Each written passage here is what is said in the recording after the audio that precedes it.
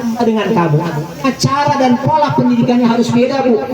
Sekarang dulu kita nih anak-anak seniting kita ngap semua, nggak ada yang di rumah, Bu. Sekarang mereka HP-HP-an. Sekarang TV atau TV sudah nggak laku ya.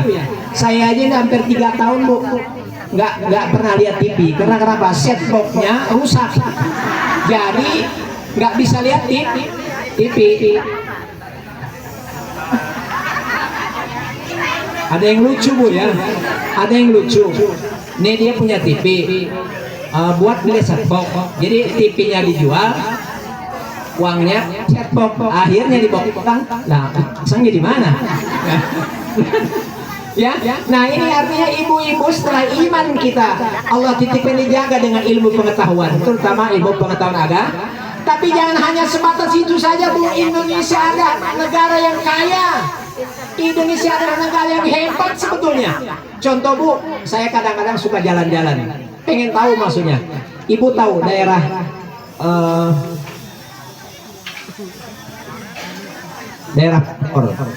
tahu, Bu?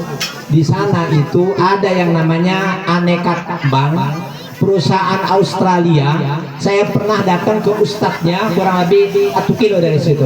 Kata dia, Ustadz, kalau ini nih Aneka Tambang 1 bulan saja produksinya diproduksi oleh orang kita dan tidak bukan orang-orang lain, cukup untuk menggaji pegawai negeri seluruh Indonesia.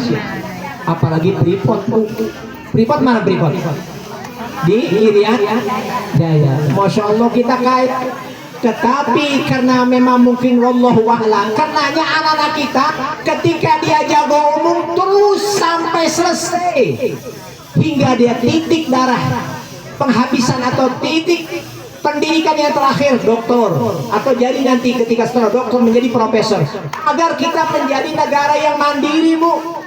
Sekarang Freeport yang punya Amerika, Aneka Tambang yang punya Australia, kemudian Caltech, kemudian macam-macam punya orang, Bu. Kita cuma hanya pegawainya. Dulu pernah ketika saya pernah ngaji pertama, wakil presiden Pak Yusuf Kala, jadi beliau datang, Menhan saat itu datang. Ketika itu saya ngobrol, kata dia, di negara kita nih negara satpam.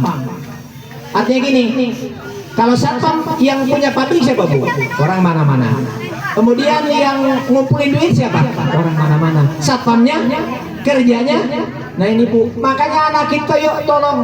Sekarang ini pemerintah sudah menyediakan, Bu, yang S1, S2, S3. Kalau otaknya bagus gratis.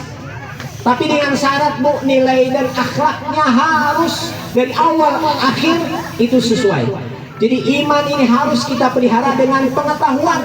Dan kemudian setelah iman kita yang Allah titipkan kepada kita dan pengetahuan yang Allah berikan kepada kita dan kita mencarinya, maka yang terpenting adalah bagaimana penerapan iman dan ilmu pengetahuan itu sendiri. Contoh, ada yang beriman kepada Allah, sholat mangga, Bu. Iman kepada Allah, kemudian ilmunya yang ngelawan kasalaki, ya, Bu, ya. Atau iman kepada Allah, kemudian ilmu tahu nih bagaimana caranya saya bisa masuk surga. Salaki mah katanya nyuci kewajiban suami. Emang benar, Bu, nyuci suami, masak kewajiban, memang itu kewajibannya. Tetapi nanti surga itu adalah milik suami. Ketika suami kopi kita dijieunkeun, pakaian kita dikumbahkan, ya. Pokoknya